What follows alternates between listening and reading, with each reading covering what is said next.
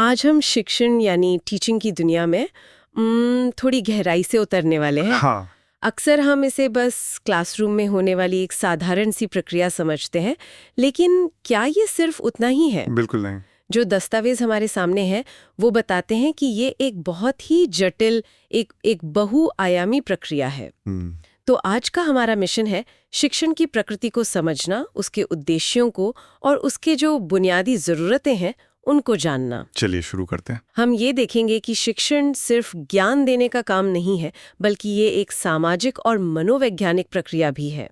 तो चलिए इस विषय की परतों को खोलते हैं। बिल्कुल। शुरुआत करते हैं सबसे बुनियादी सवाल से, शिक्षण का असल मतलब क्या है? ये बहुत अच्छा सवाल है क्योंकि यहीं पर ज्यादातर लोग गलती करते हैं। अच्छा? हाँ, वो सोचते हैं कि शिक्षण का मतलब है रट्टा लगवाना या जबरदस्ती दिमाग में ज्ञान भरना। लेकिन स्रोत कहते हैं कि ये वो नहीं है। ये एक सामाजिक प्रक्रिया है जिसका मकसद मानवीय मूल्यों का विकास करना है। और इसका सबसे जरूरी तत्व है शिक्षक और विद्यार्थी के बीच का वो प्रत्यक्ष वार्तालाप। हाँ बिल्कुल, वो सीधा संवाद। जी, ये एक गतिशील प्रक्रिया है, मतलब ये हमेशा बदलती रहती है। ये सामाजिक और मानवीय कारकों से बहुत प्रभावित होती है। तो इसके 3 मुख्य स्तंभ हुए, शिक्षक, विद्यार्थी और पाठ्यक्रम। इन तीनों के बिना शिक्षण अधूरा है। मुझे कुछ परिभाषाएं भी काफी दिलचस्प लगी, जैसे क्लार्क कहते हैं। हाँ, क्लार्क की परिभाषा। वो कहते हैं कि विद्यार्थी के व्यवहार में परिवर्तन लाने के लिए दी जाने वाली क्रिया शिक्षण है। बिल्कुल, मतलब अगर कोई बदलाव ही नहीं आया तो शिक्षण का उद्देश्य पूरा नहीं हुआ। और वहीं एनएल पेज ने इसे बहुत खूबसूरती से समझाया है। हाँ, उनकी बात तो बहुत गहरी है कि शिक्षण कला भी है और विज्ञान भी। यही तो इसकी सबसे दिलचस्प बात है। कला और विज्ञान, ये विचार बहुत आकर्षक हैं। स्रोत के मुताबिक ये कला इसलिए है क्योंकि ये अनुभवों पर आधारित है। सही कहा, हर शिक्षक का अपना एक अंदाज होता है, एक शैली होती है। और इसका विज्ञान वाला पक्ष आता है इसके व्यवस्थित होने से। जैसे इसमें नियोजन होता है, मतलब प्लानिंग, मूल्यांकन होता है यानी इवैल्यूएशन, और एक क्रमबद्धता होती है, एक सिस्टमैटिक अप्रोच। तो कला और विज्ञान का ये जो दोहरापन है यही इसे खास बनाता है। बिल्कुल। स्रोत शिक्षण को एक त्रिध्रुवीय प्रक्रिया भी कहता है। ये 3 ध्रुव कौन से हैं? इसमें 2 अलग अलग राय हैं। मनोवैज्ञानिक रायबर्न के अनुसार ये 3 ध्रुव हैं, विद्यार्थी, शिक्षक और पाठ्यचर्या यानी करिकुलम। हाँ, लेकिन बीएस ब्लूम एक बिल्कुल अलग नजरिया देते हैं। अच्छा? उनके मुताबिक ये 3 पक्ष हैं, शिक्षण के उद्देश्य, सीखने के अनुभव और व्यवहार में परिवर्तन। 1 मिनट, तो ब्लूम के मॉडल में शिक्षक और पाठ्यक्रम का सीधा जिक्र ही नहीं है? नहीं है, और यही तो सबसे बड़ा बदलाव है। ब्लूम इस बात पर ध्यान केंद्रित करते हैं कि हमारा मकसद क्या है और नतीजा क्या निकला। मतलब पढ़ाने वाला कौन है या क्या पढ़ाया जा रहा है वो उतना जरूरी नहीं जितना कि पढ़ाने का उद्देश्य और उससे आया बदलाव। दोनों ही दृष्टिकोण शिक्षण की व्यापकता को दर्शाते हैं। तो शिक्षण की प्रकृति बहुत विविध है। ये एक सामाजिक प्रक्रिया है, एक व्यावसायिक प्रक्रिया है, विकास की प्रक्रिया है। हाँ। और तार्किक भी है। हाँ। मुझे 6E+S मॉडल ने बहुत आकर्षित किया, जो शिक्षण को एक तरह से निर्देशन की प्रक्रिया बताता है। हाँ, ये एक बहुत आधुनिक मॉडल है। इसे शिक्षकों से बात करने के बाद ही विकसित किया गया था। इसमें शामिल हैं engage, explore, explain, elaborate, evaluate, extend और स्टैंडर्ड। ये तो बिल्कुल एक कहानी की तरह लगता है। आप इसे ऐसे ही समझिए। एंगेज मतलब छात्र की दिलचस्पी जगाना, एक्सप्लोर मतलब उसे खुद कुछ खोजने का मौका देना, और एक्सप्लेन में शिक्षक आकर उस कॉन्सेप्ट को समझाता है। बिल्कुल, ये दिखाता है कि शिक्षण कितना चरणबद्ध, मतलब कितना स्टेप बाय स्टेप हो सकता है। शिक्षण के प्रकार भी कई आधारों पर बांटे गए हैं।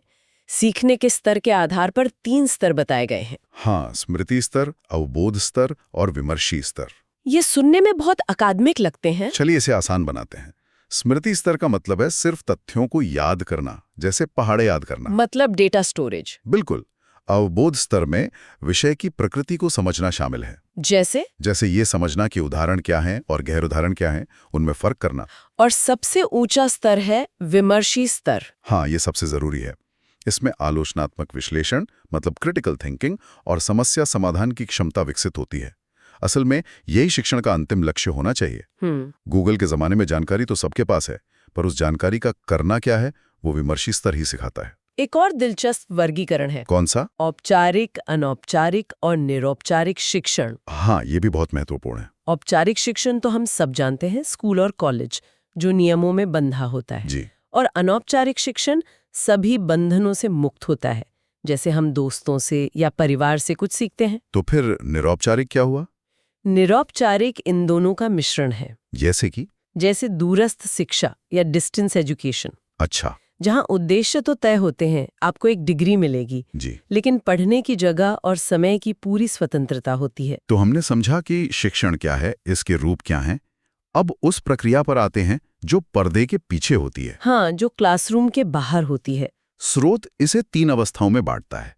पहली है पूर्व तत्परता अवस्था, प्री एक्टिव फेज। ये तो शिक्षक के लिए होमवर्क जैसा लगता है। ये है ही, और शायद सबसे जरूरी होमवर्क भी यही है। इसमें सारी प्लानिंग होती है। क्या क्या शामिल होता है इसमें? इसमें उद्देश्य तय करना, पाठ्यक्रम और पढ़ाने के तरीके चुनना। अच्छा। और यहाँ तक कि मूल्यांकन कैसे होगा उसकी विधि भी तय करना। शिक्षण का जो विज्ञान वाला पक्ष है ना, वो यहीं सबसे ज्यादा दिखता है। बिल्कुल। इसके बाद आती है अंतः प्रक्रिया अवस्था, इंटरएक्टिव फेज। ये असल क्लासरूम में होने वाला संवाद है ना? जी हाँ, ये परफॉर्मेंस है, शिक्षण की कला। मतलब एक्शन रिएक्शन। बिल्कुल। इसमें विद्यार्थियों की जरूरतों को समझना, उनके चेहरे पढ़ना और सही रणनीतियों का तुरंत इस्तेमाल करना शामिल है। ये बहुत गतिशील होता है, कोई रीटेक नहीं होता है। और अंत में तत्परता के बाद की अवस्था, यानी पोस्ट एक्टिव फेज। मूल्यांकन का चरण। स्रोत कहता है कि मूल्यांकन के बिना शिक्षण उद्देश्यपूर्ण नहीं होता। ये बहुत जरूरी बिंदु है। इस अवस्था में ये परखा जाता है कि जो उद्देश्य तय किए गए थे, हाँ, और व्यवहार में कितना बदलाव आया। इसके जो नतीजे होते हैं वो अगली प्लानिंग का आधार बनते हैं। ये एक निरंतर चलने वाला चक्र है। इस सीखने की प्रक्रिया को और गहराई से समझने के लिए स्रोत में रॉबर्ट गेने द्वारा बताई गई सीखने की 8 परिस्थितियों का जिक्र है। हाँ, उनका हायरार्की मॉडल, जो मुश्किल के बढ़ते क्रम में है, एक पिरामिड की तरह। बिल्कुल। सबसे नीचे है संकेत अधिगम, यानी सिग्नल लर्निंग। हाँ, ये सीखने का सबसे सरल रूप है, जो पावलोव के सिद्धांत पर आधारित है। जैसे स्कूल की घंटी का बजना एक संकेत है और बच्चों का भागना प्रतिक्रिया है। सही। इसके बाद सीढ़ी ऊपर जाती है उद्दीपन अनुक्रिया, जिसे स्टिमुलस रिस्पॉन्स कहते हैं, फिर श्रृंखला अधिगम या चेन लर्निंग, और इसी तरह आगे। इसके कुछ ऊपरी स्तरों पर बात करते हैं। विभेदन अधिगम यानी डिस्क्रिमिनेशन लर्निंग, ये क्या है? ये वो क्षमता है जब कोई सीखने वाला एक जैसे दिखने वाले अलग अलग उद्दीपकों में अंतर करना सीख जाता है। जैसे एक बच्चे का फुटबॉल और हॉकी में अंतर करना सीख जाना, या ट्रैफिक की लाल और हरी बत्ती में फर्क समझना। अच्छा। और उसके अनुसार अलग अलग प्रतिक्रिया देना। और इस सीढ़ी के, इस पिरामिड के सबसे ऊपर है समस्या समाधान अधिगम, प्रॉब्लम सॉल्विंग लर्निंग। हाँ, ये सीखने का सबसे जटिल स्तर है। इसमें पहले से सीखे गए नियमों और सिद्धांतों का इस्तेमाल करते हुए कुछ नया करना। हाँ, अपनी मौलिकता और चिंतन का प्रयोग करके किसी नई समस्या का समाधान निकालना होता है। मतलब ये सीखने के बाकी सभी निचले स्तरों का सार है। बिल्कुल। आप सीधे समस्या समाधान नहीं सीख सकते, आपको पहले नीचे की सीढ़ियां चढ़नी होंगी। तो आज की इस पूरी चर्चा से ये तो साफ है कि शिक्षण सिर्फ जानकारी देना नहीं है। बिल्कुल नहीं। ये एक गतिशील, उद्देश्यपूर्ण और बहुस्तरीय प्रक्रिया है, जो अनुभव पर आधारित एक कला भी है और संरचना पर आधारित एक विज्ञान भी। इसमें 3 मुख्य चर यानी वेरिएबल्स शामिल हैं। जी, पहला है स्वतंत्र चर यानी शिक्षक। वो क्यों? क्योंकि वो प्रक्रिया का नियोजन और संचालन करता है। दूसरा है परतंत्र चर यानी विद्यार्थी, जिसके व्यवहार में परिवर्तन लाना है। हाँ, वो शिक्षक पर निर्भर है। और तीसरा है हस्तक्षेप चर यानी पाठ्यक्रम, विषय वस्तु, पढ़ाने का तरीका, ये सब। इन्हीं के बीच की आपसी क्रिया सीखने की प्रक्रिया को जन्म देती है। बिल्कुल। स्रोत में प्रेरणा यानी मोटिवेशन का भी जिक्र है, बाहरी और आंतरिक। हाँ, एक्सट्रिंसिक और इंट्रिंसिक। और ये कहा गया है कि व्यवहार में स्थायी बदलाव के लिए आंतरिक प्रेरणा ज्यादा प्रभावी होती है। हमेशा इनाम या सजा का डर लंबे समय तक काम नहीं करता। ये एक विचार छोड़ जाता है। आज के इस डिजिटल लर्निंग और सूचना के अंतहीन दौर में शिक्षण की प्रक्रिया, चाहे वो किसी इंसान द्वारा हो या किसी सिस्टम द्वारा, उस आंतरिक प्रेरणा को कैसे जगा सकती है? बहुत गहरा सवाल है। वो गहरी जिज्ञासा जो किसी को सिर्फ सीखने के लिए नहीं, बल्कि सच में समझने के लिए प्रेरित करती है। आज हम शिक्षण यानी टीचिंग की दुनिया में थोड़ी गहराई से उतरने वाले हैं। हाँ। अक्सर हम इसे बस क्लासरूम में होने वाली एक साधारण सी प्रक्रिया समझते हैं, लेकिन क्या ये सिर्फ उतना ही है? बिल्कुल नहीं। जो दस्तावेज हमारे सामने है वो बताते हैं कि ये एक बहुत ही जटिल, एक बहुआयामी प्रक्रिया है। तो आज का हमारा मिशन है शिक्षण की प्रकृति को समझना, उसके उद्देश्यों को और उसके जो बुनियादी जरूरतें हैं उनको जानना। चलिए शुरू करते हैं। हम ये देखेंगे कि शिक्षण सिर्फ ज्ञान देने का काम नहीं है, बल्कि ये एक सामाजिक और मनोवैज्ञानिक प्रक्रिया भी है। तो चलिए इस विषय की परतों को खोलते हैं। बिल्कुल। शुरुआत करते हैं सबसे बुनियादी सवाल से, शिक्षण का असल मतलब क्या है? ये बहुत अच्छा सवाल है, क्योंकि यहीं पर ज्यादातर लोग गलती करते हैं। अच्छा? हाँ, वो सोचते हैं कि शिक्षण का मतलब है रट्टा लगवाना या जबरदस्ती दिमाग में ज्ञान भरना। लेकिन स्रोत कहते हैं कि ये वो नहीं है। ये एक सामाजिक प्रक्रिया है जिसका मकसद मानवीय मूल्यों का विकास करना है। और इसका सबसे जरूरी तत्व है शिक्षक और विद्यार्थी के बीच का वो प्रत्यक्ष वार्तालाप। हाँ बिल्कुल, वो सीधा संवाद। जी, ये एक गतिशील प्रक्रिया है, मतलब ये हमेशा बदलती रहती है। ये सामाजिक और मानवीय कारकों से बहुत प्रभावित होती है। तो इसके 3 मुख्य स्तंभ हुए, शिक्षक, विद्यार्थी और पाठ्यक्रम। इन तीनों के बिना शिक्षण अधूरा है। मुझे कुछ परिभाषाएं भी काफी दिलचस्प लगीं, जैसे क्लार्क कहते हैं। हाँ, क्लार्क की परिभाषा। वो कहते हैं कि विद्यार्थी के व्यवहार में परिवर्तन लाने के लिए दी जाने वाली क्रिया शिक्षण है। बिल्कुल, मतलब अगर कोई बदलाव ही नहीं आया तो शिक्षण का उद्देश्य पूरा नहीं हुआ। और वहीं एनएल पेज ने इसे बहुत खूबसूरती से समझाया है। हाँ, उनकी बात तो बहुत गहरी है कि शिक्षण कला भी है और विज्ञान भी। यही तो इसकी सबसे दिलचस्प बात है। कला और विज्ञान, ये विचार बहुत आकर्षक हैं। स्रोत के मुताबिक ये कला इसलिए है क्योंकि ये अनुभवों पर आधारित है। सही कहा, हर शिक्षक का अपना एक अंदाज होता है, एक शैली होती है।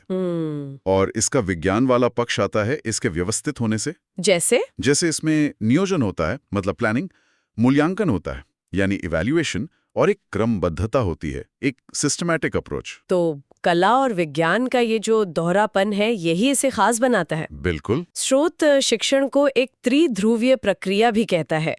ये 3 ध्रुव कौन से हैं? इसमें 2 अलग-अलग रायें हैं।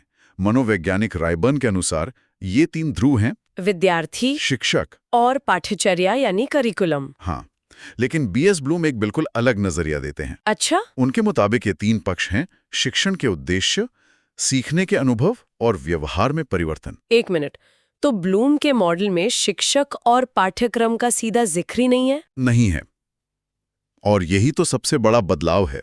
ब्लूम इस बात पर ध्यान केंद्रित करते हैं कि हमारा मकसद क्या है और नतीजा क्या निकला। मतलब पढ़ाने वाला कौन है या क्या पढ़ाया जा रहा है, वो उतना जरूरी नहीं जितना कि पढ़ाने का उद्देश्य और उससे आया बदलाव। दोनों ही दृष्टिकोण शिक्षण की व्यापकता को दर्शाते हैं। तो शिक्षण की प्रकृति बहुत विविध है। ये एक सामाजिक प्रक्रिया है, एक व्यावसायिक प्रक्रिया है, विकास की प्रक्रिया है। हाँ। और तार्किक भी है। हाँ। मुझे 6E+S मॉडल ने बहुत आकर्षित किया, जो शिक्षण को एक तरह से निर्देशन की प्रक्रिया बताता है। हाँ, ये एक बहुत आधुनिक मॉडल है। इसे शिक्षकों से बात करने के बाद ही विकसित किया गया था। इसमें शामिल हैं engage, explore, explain, elaborate, evaluate, extend और स्टैंडर्ड। ये तो बिल्कुल एक कहानी की तरह लगता है। आप इसे ऐसे ही समझिए। एंगेज मतलब छात्र की दिलचस्पी जगाना, एक्सप्लोर मतलब उसे खुद कुछ खोजने का मौका देना, और एक्सप्लेन में शिक्षक आकर उस कॉन्सेप्ट को समझाता है। बिल्कुल, ये दिखाता है कि शिक्षण कितना चरणबद्ध, मतलब कितना स्टेप बाय स्टेप हो सकता है। शिक्षण के प्रकार भी कई आधारों पर बांटे गए हैं।